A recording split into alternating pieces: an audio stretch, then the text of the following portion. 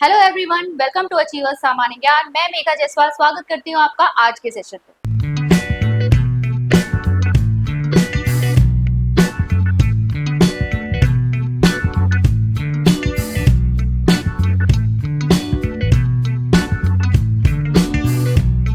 तो आज के सेशन में हम फिर करेंगे आपके करंट अफेयर्स के उत्तराखंड के टॉपिक वाइज एमसीक्यू में। क्लास 4 लेंगे हम, कुछ और एमसीक्यूज डिस्कस करेंगे यहाँ पर। तो चलिए स्टार्ट करते हैं विदाउट वेस्टिंग एनी टाइम। पहला क्वेश्चन हमारे सामने है, Uttarakhand first nano fabrication centre was established by IIT Roorkee, IIM Kashipur, यूकॉस या यूसर। तो यहाँ पर जो आईआईटी रुड़की है ये आपका करेक्ट ऑप्शन है। देखिए यहाँ पर आपका उत्तराखंड का फर्स्ट नैनो फैब्रिकेशन फैसिलिटी जो है आपका यहाँ पर एस्टैब्लिश किया गया है, आईआईटी रुड़की के द्वारा किया गया है। ठीक है, ये बेसिकली यहाँ पर क्या बनाएगा, यहाँ इंडिया का जो सेमी कंडक्टर्स के जो क्षेत्र में हम और भी ज्यादा आगे एडवांसमेंट करना चाहते हैं उसमें ये जो है हेल्प करने वाला है। कौन सी कंट्री यहाँ पर हमारा साथ दे रही है? ताइवान। ठीक है, ताइवान यहाँ पर हमारा साथ दे रही है। और बेसिकली इसकी फंडिंग कौन कर रहा है? तो department of science and technology, DST. ठीक है, इसने इस प्रोजेक्ट की फंडिंग स्टार्ट की थी 2019 से। Which district of Uttarakhand is achieving success in implementing लखपति दीदी योजना? बागेश्वर, हरिद्वार, देहरादून, उधम सिंह नगर। तो उधम सिंह नगर है आपका सही आंसर। तो उधम सिंह नगर जो है अपने टारगेट को सक्सेसफुली अचीव करने में सबसे आगे है। लगभग 25,000 से ऊपर जो है ये महिलाओं को लखपति दीदी की कैटेगरी में ला चुका है, लखपति दीदी वो बन चुकी है। इसी से जुड़ा हुआ एक और क्वेश्चन आपका देखते हैं जिससे आपको और भी ज्यादा क्लैरिटी आ जाएगी लखपति दीदी योजना के बारे में। ये मैंने आपको बताई दिया, इनका टारगेट जो था इतनी विमेन को जो है लखपति दीदी बनाना था, जो टारगेट ऑलमोस्ट ये अचीव करने वाले हैं। उसके बाद सेकेंड नंबर पे हरिद्वार है। नेक्स्ट क्वेश्चन पे चलेंगे जो अगेन आपका इसी टॉपिक से जुड़ा हुआ है। विच of the following statements is incorrect about लखपति दीदी योजना? पहला है, अ लखपति दीदी is a member of SHG who has successfully achieved an annual household income of rupees 1 lakh और मोर। ये स्टेटमेंट बिल्कुल करेक्ट है। ठीक है, लखपति दीदी योजना के तहत आपके जो एसएचजी क्या होता है? Self help groups. ठीक है, सेल्फ हेल्प ग्रुप की जो मेंबर होती है विमेन, उसको उनको क्या किया जाता है? उनको बेसिकली स्किल और एंटरप्रेन्योरल जो असिस्टेंस है वो प्रोवाइड की जाती है ताकि उनकी एनुअल इनकम जो है ऑलमोस्ट 1 लाख हो जाए। और ये भी आपकी सस्टेन करनी चाहिए लगभग 4 एग्रीकल्चर सीजन या 4 आपके बिजनेस साइकिल तक। ठीक है, ऐसा नहीं है कि बस एक ही साल में हुआ और उसी को हम मान लेंगे। ये 4 एग्रीकल्चर सीजन तक आपकी सस्टेन होनी चाहिए और मंथली लगभग एवरेज आना चाहिए 10,000 एंड मोर, तब हम उन्हें इस कैटेगरी में काउंट करेंगे। Then it was initiated by the Deendayal Antyodaya Yojana जो कि नेशनल रूरल लाइवलीहुड मिशन के तहत थी। तो ये स्टेटमेंट भी बिल्कुल सही है आपकी। तो दोनों स्टेटमेंट यहाँ सही है। इनकरेक्ट पूछिए तो कोई भी यहाँ पे इनकरेक्ट स्टेटमेंट नहीं लग रही है हमें, तो आंसर हो जाएगा यहाँ पे none of the above. Next पे चलेंगे, Parvatmala Pariyojana is related to development of road transport and highways, ropeway infrastructure, helicopter services या वाटरवेज। तो ये आपका सही आंसर है रोपवे इंफ्रास्ट्रक्चर। तो बेसिकली पर्वतमाला परियोजना के अंतर्गत जो आपके हिली एरियाज हैं वहां पर क्या किया जा रहा है? ट्रांसपोर्टेशन की जो फैसिलिटीज है ना, क्योंकि वहां पर रोडवेज बनाना वो सब करना बहुत ज्यादा मुश्किल है। ठीक है, वहां पर रोड कंस्ट्रक्ट करना मुश्किल है, वहां टेढ़े मेढ़े रास्ते होते हैं, टेरेन इतना वहां पे टफ है।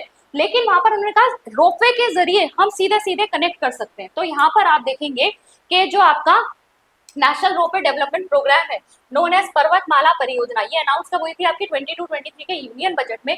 सीधे मैं आपके इंपॉर्टेंट वाले एस्पेक्ट पे आती हूँ कि मार्च 2025 में, ठीक है, जो कैबिनेट कमेटी है इकोनॉमिक अफेयर्स पर, प्राइम मिनिस्टर जिसको लीड करते हैं, उन्होंने 2 रोपवे प्रोजेक्ट जो है उत्तराखंड के उसको जो है सहमति दे दी है, उसे अप्रूव कर दिया है। और उसमें से जो आपके 2 रोपवे प्रोजेक्ट है वो कहाँ से कहाँ तक कनेक्ट करेंगे? तो पहला होगा आपका सोनप्रयाग से आपका केदारनाथ कनेक्ट करेगा, दूसरा आपका गोविंद घाट से हेमकुंड साहिब गुरुद्वारा को यहाँ पर कनेक्ट करेगा।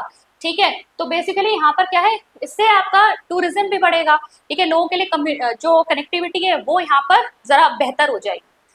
फिर देखिए, ये देख सकते हैं आप किस तरीके से यहाँ पर इस एरिया को में रोपवे के थ्रू इन्होंने यहाँ पर पहाड़ी एरिया को ये कनेक्ट कर सकते हैं। हालांकि इसमें बहुत सारी डिफिकल्टीज भी है क्योंकि टेरेन ऐसा होता है, यहाँ पर रिवर्स भी पड़ती हैं बीच में, और फिर पहाड़ जो है आप देखेंगे इसके लिए बहुत मजबूत होना चाहिए जो ये सब चीजें जो है झेल सके। नेक्स्ट पे चलेंगे, the BRO is using rock bolt technology in Uttarakhand for treating active landslide zones, treating avalanche zones, treating forest fires, या ट्रीटिंग अर्थक्वेक प्रोन जोन्स। तो आपकी जो रॉक बोल्ट टेक्नोलॉजी है, ठीक है, ऑस्ट्रेलिया की ये टेक्नोलॉजी है और इसको यूज किया जाता है एक्टिव लैंडस्लाइड जोन के लिए। तो आप जानते ही होंगे उत्तराखंड का बहुत सारा एरिया जो है वो लैंडस्लाइड प्रोन है, बार बार यहाँ पर क्या होते रहते हैं, भूस्खलन होते ही रहते हैं। यहाँ पर अब ये टेक्नोलॉजी यूज की जा रही है, बीआरओ जो है इसको इस्तेमाल कर रही है, ऑस्ट्रेलिया से दी हुई ये टेक्नोलॉजी है। यहाँ पर लैंडस्लाइड प्रोन जोन बेसिकली हम जो गंगोत्री वाला हाईवे है उस पर इसको इस्तेमाल कर रहे हैं और काफी अच्छे रिजल्ट्स हमें यहाँ देखने को मिल रहे हैं। इफेक्टिवनेस और टेक्निक्स की बात करें तो यहाँ पर ये टेक्नोलॉजी 90% जो है इफेक्टिव है लैंडस्लाइड्स प्रिवेंट करने में। ठीक है, होता क्या है यहाँ पर, सॉइल नेलिंग की जाती है और साथ ही साथ रॉक बोल्टिंग की जाती है। सॉइल नेलिंग का मतलब क्या है, यहाँ देखेंगे, सॉइल है ना, ढीली ढाली सॉइल है, इसको क्या किया जाता है, इसको यहाँ पर स्टेबलाइज किया जाता है, नेल्स वगैरह लगाकर, नेट का जाल बिछाकर इसे स्टेबल किया जाता है। और रॉक बोल्टिंग में भी, इसमें भी बोल्ट्स वगैरह बीच बीच में ड्रिलिंग में बोल्ट्स वगैरह डालकर इसको भी स्टेबल करने की कोशिश की जाती है। तो यहाँ रॉक्स पे खिसकने की या फिर सॉइल के जो है बहने की जो आपकी टेंडेंसी होती है उसको कम करने की कोशिश की जाती है। नेक्स्ट है, recently the Uttarakhand government inaugurated its first wine production unit in which of the following cities as part of its new excise policy to promote wine tourism। अब उत्तराखंड में ना टूरिज्म के ऊपर बहुत ज्यादा आता है, तो इस पे आप जरूर ध्यान रखिएगा। इससे पहले वाले में भी मैंने आपका लिया था जिसमें मैंने नक्षत्र जो आपकी सभा है उसकी बात की थी, जहाँ एस्ट्रो टूरिज्म भी हमने बात की थी। तो देखो यहाँ पर वाइन टूरिज्म की बात हो रही है, तो पहला इन्होंने जो वाइन प्रोडक्शन है वो कहाँ पे स्टार्ट किया है, कोटद्वार। ये क्वेश्चन आपका लोअर पीसीएस में पूछा गया था, किसी और लैंग्वेज में पूछा गया था, लेकिन ऑलमोस्ट आपका क्वेश्चन यही था, आंसर यहाँ पे कोटद्वार आएगा। ठीक है, तो बेसिकली यहाँ पे वाइन टूरिज्म का मतलब ये है कि लोगों को ये वहाँ इन्वाइट करेंगे ताकि वो जो वाइन प्रोडक्शन यूनिट्स हैं उनको विजिट कर सके। नेक्स्ट है, who is the writer of the book खाकी में स्थित प्रज्ञ, अनिल रतूड़ी, नागेंद्र सिंह नेगी, शेखर जोशी या नन ऑफ द अबव। तो इसका सही आंसर है अनिल रतूड़ी। तो अनिल रतूड़ी जी जो है वो आईपीएस ऑफिसर रहे हैं। उनकी बुक का जो आपका लॉन्च है वो किन्होंने किया था, पुष्कर सिंह धामी जी ने किया था आईआरडीटी ऑडिटोरियम देहरादून में।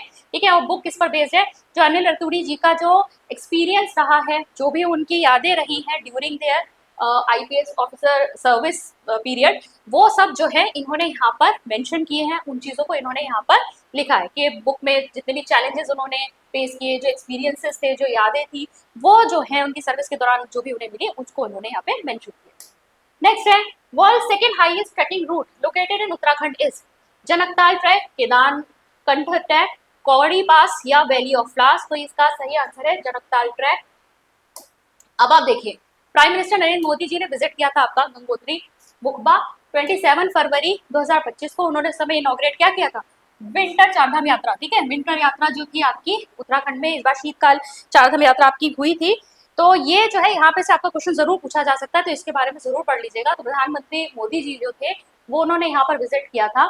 और मुखबा है क्या आपका, ये छोटा सा विलेज है जो कि हरसिल टाउन में है, किसके, भगीरथी के किनारे पर आपका।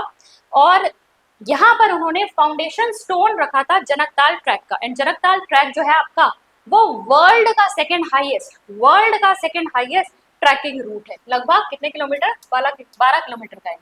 ठीक है, लगभग 12 किलोमीटर का है, वर्ल्ड का सेकंड हाईएस्ट ट्रैकिंग रूट। ठीक है, नेक्स्ट है, the wild life institute of India Dehradun is preparing to execute India's first fishing cat calving project at Coringa Wildlife Sanctuary, Kaziranga National Park, Jim Corbett National Park और Nandhaur wild life sanctuary. तो इसका सही answer है Coringa Wildlife Sanctuary and it is in Andhra Pradesh. ठीक है, तो अब ये है क्या, आप देखिए, तो आपकी जो फिशिंग कैट होती है वो ये है। ठीक है, ये आपकी नॉर्मल जो डोमेस्टिक कैट होती है ना उससे थोड़ी सी बड़ी होती है और बेसिकली ये वेटलैंड्स वगैरह में अडेप्ट हो जाती है बहुत आसानी से, अपने एक्वेटिक लाइफस्टाइल के लिए भी ये जानी जाती है। ठीक है, तो यहाँ पर इसके क्या किया जाएगा, यहाँ पर एक जीआईएस इक्विप्ड कॉलर जो है इन कैट्स के ऊपर लगाया जाएगा, जिससे कि इनके मूवमेंट को, इनके हैबिटेट को और इनके बिहेवियर को, इन सब चीजों को स्टडी किया जा सके। ठीक है, और ये जो है कोलैबोरेशन किसके कोलैबोरेशन के साथ हो रहा है, तो हमारा wild life institute of India जो देहरादून में स्थित है उसके साथ तो है ही, साथ ही साथ आंध्र प्रदेश का जो आपका फॉरेस्ट डिपार्टमेंट है उसके साथ मिलकर हो रहा है। फंडिंग इसकी हो रही है वेदांता लिमिटेड। नेक्स्ट है आपका, which of the following is an objective of the CAMPA scheme, to promote illegal mining in Uttarakhand, to protect forest and biodiversity, to encourage deforestation या टू इंक्रीज पॉल्यूशन लेवल्स। तो इसका सही आंसर है to protect forest and biodiversity. CAMPA के बारे में जान लीजिए, इसकी फुल फॉर्म भी याद रखिएगा। इस बार के बजट में भी इसमें कैंपा योजना के लिए भी एलोकेशन किया गया है। Compensatory afforestation fund management and planning authority, ठीक है। तो बेसिकली ये करते क्या है, ये फंड जो रिलीज करते हैं और किसके लिए करते हैं, कॉम्पेंसेटरी एफॉरेस्टेशन। कॉम्पेंसेटरी एफॉरेस्टेशन क्या होता है आपका, मान लीजिए आप डिफॉरेस्टेशन कर रहे हो, कहीं से जो आपका फॉरेस्ट वाला लैंड है उसको आपको किसी और पर्पज के लिए यूज करना है, तो वहां से आप पेड़ काटोगे, तो यहाँ पे इस योजना के तहत क्या है कि आपको उतना ही पेड़ वगैरह जो है आपको एफॉरेस्टेशन किसी और जगह पर करना पड़ेगा, that is your compensatory afforestation, ठीक है। और प्राइमरी गोल इसका क्या होता है, conservation, protection, regeneration, management of existing natural forest as well as to manage wildlife and its habitat. Who received Bhairav Dutt Bhulia Award in May 2025? Rajiv Lochan Shah, भक्त दर्शन, हिमांशु जोशी, सुचिता शाह। तो इसका सही आंसर है राजीव लोचन शाह, ठीक है। ये आपके राजीव लोचन शाह हैं, ही इज अ जर्नलिस्ट। लगभग इनका 47 इयर्स तक जर्नलिज्म फील्ड में इन्होंने अपना सेवाएं दी हैं और इनका जो पब्लिकेशन है कौन सा है, नैनीताल समाचार। इन चीजों को आप ध्यान में रखेंगे। और पंडित भैरव दत्त धूलिया है, इन्हीं के मेमोरी में ये अवार्ड दिया जाता है। फर्स्ट अवार्ड कब दिया गया, फर्स्ट अवार्ड किसे दिया गया था, जय सिंह रावत जी को दिया गया, ठीक है। He was also a journalist. Dada Saheb Filmfare award for Subero Dham in May 2024 is given to Madhurima Tuli, Urmi Negi, Sanjay Mishra, Hemant Pandey. तो इसका सही आंसर है Urmi Negi and she is from Pauri, ठीक है। कहाँ से है, पौड़ी से है। स्क्रिप्ट वगैरह भी लिखती हैं, एक्ट्रेस भी हैं, ये है आपकी उर्मी नेगी, ठीक है। इनको अवार्ड दिया गया था। नेक्स्ट है आपका the theme song of 38 national games was compose bye, कौन से बैंड ने कंपोज किया था, पांडवास, अर्णव, रिहा बैंड या शिवाय। तो ये सही आंसर इसका पांडवास, ठीक है। बहुत ही फेमस बैंड है हमारा उत्तराखंड का पांडवास। और थीम सॉन्ग था क्या, हल्ला धूम धड़ाका, ठीक है। हल्ला धूम धड़ाका ये थीम सॉन्ग था हमारा, उत्तराखंड का फेमस बैंड पांडवास ने इसे बनाया था। और इसके जो लिखे थे हिंदी वाले बोल जो लिखे थे वो लिखे थे आपके सुशांत भट्ट ने। दीपक मेहता ने इसके कुमाऊनी वाले जो शब्द थे वो लिखे थे, ठीक है। देन ईशान डोभाल ने जो है इसमें म्यूजिक दिया। Kanchan Jarli is related to which art form, folk dance, Aipan art, folk music या लाठी आर्ट। तो ये सही आंसर है इसका लाठी आर्ट, आपने देखे होंगे इस तरीके के। तो ये लाठी आर्ट के थ्रू जो है कंचन जार्ली जी जो है उत्तराखंड का जो कल्चर है वो यहाँ से डिपिक्ट करती हैं। और लास्ट क्वेश्चन पे चलेंगे, Uttarakhand first drone pilot training institute is established in Dehradun, Nainital, Bhimtal, Ranikhet. तो आपका सही आंसर देहरादून है, ठीक है। तो आपका उत्तराखंड का पहला ड्रोन सेंटर ऑफ एक्सीलेंस कहाँ स्टैब्लिश हुआ था, ये इन्होंने डीआईटी यूनिवर्सिटी ने स्टैब्लिश किया था अगस्त 2023 में देहरादून में। इसी के अंतर्गत इन्होंने ड्रोन पायलट ट्रेनिंग सेंटर भी जो है अब यहाँ पर खोला है। और ये कब आया है आपका, अक्टूबर 9, 2024 में। तो बेसिकली ड्रोन उड़ाना कैसे है, ठीक है, वो उसकी ट्रेनिंग यहाँ पर दी जाएगी। सेलिकोई देहरादून, अक्टूबर 9, 2024, ठीक है। तो ये आपके आज के 15 क्वेश्चंस थे करंट अफेयर्स के। Now these questions are not only important for your group C exam, they are also important for your upcoming upper PCS exam जो कि 29 जून को आपका शेड्यूल है। तो अगर आप इन क्वेश्चंस को देख रहे हैं तो ये आपके लिए बहुत हेल्पफुल रहने वाले हैं आने वाले आपके पीसीएस एग्जाम के लिए भी। और अगर आप इस तरीके से और भी एमसीक्यूज प्रैक्टिस करना चाहते हैं, टॉपिक वाइज करना चाहते हैं, not only from topic current affairs but और भी आपके history, geography related to your Uttarakhand, तो आप हमारी ऐप को डाउनलोड कर सकते हैं। हमारी ऐप अचीवर्स, उसको डाउनलोड करने का लिंक नीचे डिस्क्रिप्शन बॉक्स में दिया है। Group C topic wise MCQ नाम से आपको यहाँ पर कोर्स मिल जाएगा, आप उस कोर्स को परचेज कर सकते हैं। और अगर आपको हमारे ये क्वेश्चंस अच्छे लग रहे हैं तो हमने इससे पहले भी जो है लेक्चर्स लिए हुए हैं करंट अफेयर्स के, उसमें भी मैंने क्वेश्चंस डिस्कस किए हैं। वो सारे ही क्वेश्चंस आपके लिए इंपॉर्टेंट है, आप जरूर उनको चेक कीजिएगा, आपके लिए बहुत ज़्यादा बेनिफिशियल ये रहने वाला है। अगर आपको हमारी वीडियोस अच्छी लग रही हैं तो इसे लाइक कीजिएगा, अपने फ्रेंड्स के साथ शेयर कीजिएगा। चैनल को अभी तक सब्सक्राइब नहीं किया तो इसे सब्सक्राइब ज़रूर कर लीजिएगा और अपने फीडबैक जो है हमें अपने कमेंट के माध्यम से ज़रूर दीजिएगा। मैं मिलती हूँ आपसे नेक्स्ट सेशन में। Thank you.